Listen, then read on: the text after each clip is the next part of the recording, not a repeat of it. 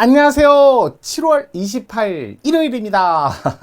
통치구조 아시죠? 매일매일 습관처럼 하다 보면 이제 아실 거예요. 토요일, 일요일은 통치구조. 통치구조 관련된 수업 영역은 그렇게 많지 않다. 그러다 보니까는 그런데 그래도 꽤 있어요. 뭐 국회직, 법원직, 7급, 그다음에 승진 이런 식으로 많이 있으니까요. 좀 정리 잘 하셔야 될 것 같아요. 자, 따로따로 하기 힘든 통치구조 정인영과 함께 하신다면 통치구조도 꽉 잡을 수 있습니다. 7월 28일. 자, 이제 내일 모레는 이제 7월 말일이 됐습니다. 우리 휴가철 본격적으로 짜잔 해갖고 즐거워하지 마시고 이거 강의는 듣고 가세요.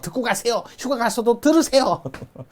보겠습니다. 자, 24년 군무원 5급 통치구조에 관한 문제인데요. 선거관리위원회 좀 조문하고 정리해 볼게요.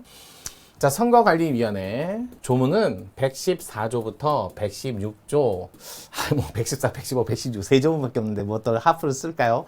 그럼 어찌됐든 세 조문 있는데요. 여기에 선거관리위원회 조문인데 일단 헌정사에 있어서 3차 개헌 때 처음으로 중앙선거관리위원회가 선거관리위원회가 헌법에 들어왔고요. 헌법에 유입됐고요. 헌법상 필수 국가기관으로 그다음에 따라서 권한쟁의 가능합니다. 권한쟁의 가능합니다. 자, 그 다음에 5차 개헌 때 각급선관이라고 하고 시도선관이라고도 합니다. 좀 줄여서 쓸게요. 선거관리위원회. 요거 헌법상 필수기관은 맞던데 권한쟁의, 뭐 필수기관이라고 보다는 뭐 그냥 어찌됐든 권한쟁의 가능합니다. 권쟁 가능해요. 뭐 이것도 그냥 기본적으로 이렇게 보시면 될 것 같아요. 그래서 뭐 기본적으로 이렇게 보시고요. 어찌됐든 헌정사 요 정도만. 자, 선거 관리를 공정하게 하기 위해서, 공정한 선거 관리를 위해서, 선거 절차를 위해서, 어차피 내용은 관여를 못 하잖아요. 선거 절차를. 그래서 공정한이란 말은 공개, 평등, 기회 제공이죠. 기회. 요거죠. 공정한 선거 절차. 요걸 위해서, 자, 선거관리위원회를 두고 있습니다. 그러면서 선거관리위원회는 규칙을 정할 수 있는데, 중앙선거관리위원회죠. 규칙을 정할 수 있는데, 제가 114조 항상 말하지만 반드시 꼼꼼히 암기하셔야 돼요. 자, 규칙 지정권 그래갖고 116조 사항에 뭐라고 되어 있어요? 법률에 저촉하지 않는 한. 이건 법률에 저촉되지 않는 거고, 법령의 범위 내에서. 이렇게 돼 있죠. 요거는 법령의 범위 내에서 규칙을 정하는데 두 가지 규칙이 있는데 요거는요 법령의 범위 내에서 뭐라고 그래요? 선거사무, 투표사무, 당내 경선사무 이렇게 세 가지 규칙을 정할 수 있다. 하지만 이거는 한마디로 선관위 행정규칙 같은 거 이런 거 정하는 거죠. 행정 같은 사무를 위한 규칙을 정하는 거죠. 요거 두 개가 있어요. 나머지요 헌법상 기관이 감사원도 있고요. 그 다음에 헌재, 대법원, 국회 이렇게 했는데 여기도 규칙인데 전부 다 뭐예요? 여기서도 전 조심해야 될 게 여기는 헌법에 있고요. 여기는 법률에 써 있어요. 법률에 헌법상 기관인데도 법률에 규칙. 근데 여기는 법률에 저촉되지 않는 범위 내에서 똑같이 법률에 이렇게 써 있단 말이에요. 저촉되지 않는. 그래서 이렇게 하고 감사원만 법률에 규정이 있고 나머지는 헌법에 다 있잖아요. 이건 좀 보셔야죠. 거기다 조직 보시면 뭐 조직은 다 아실 거예요.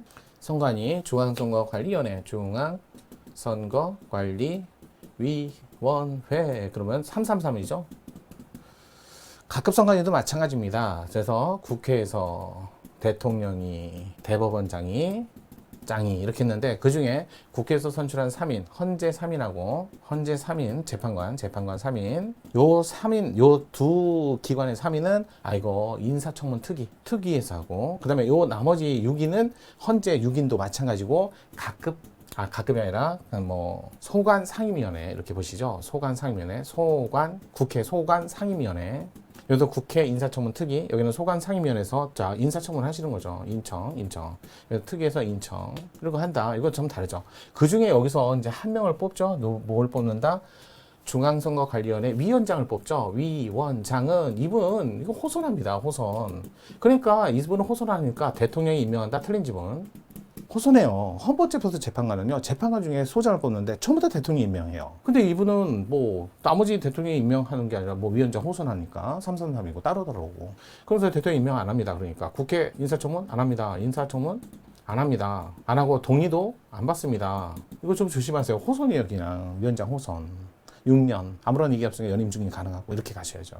이렇게 해서 정리를 좀 하세요. 강한 신분보장 받는 분 이런 얘기가 나오면 헌법에서 이건 탄금파라고 외우시면 돼요. 탄금파 이분들은 파면은요, 강한 신분보장 받는 파면은 탄핵이나 금고 이상의 형이 집행돼야만 파면이 되지, 징계 파면이 없다는 뜻이에요, 이게.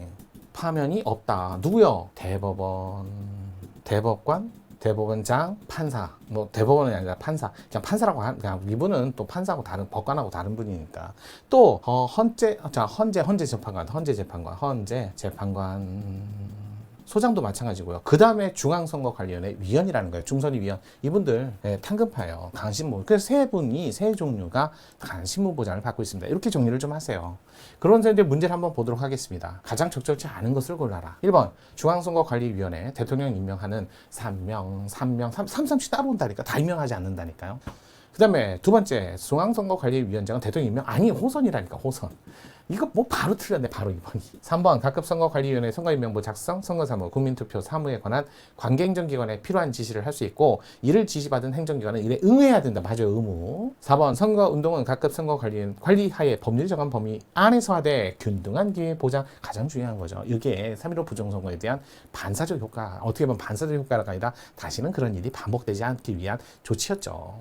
정답은 2번이었습니다. 자, 내용적으로는 정리를 잘 하신다면 충분히, 근데 통치구조가 평상시에 정리하기가 힘들잖아요. 정리론과 끝까지 쭉 가신다면 그러면 충분히 가능합니다. 자, 벌써 2월 달부터 진행해온 이 매일원법이요. 벌써 이제 8월 달 넘어가면 6개월이 넘어갑니다. 여러분들 같이 해주셔서 감사하고요. 쭉쭉쭉쭉 앞으로도 계속 여러분과 함께 할 겁니다. 매일원법 정인정이었습니다.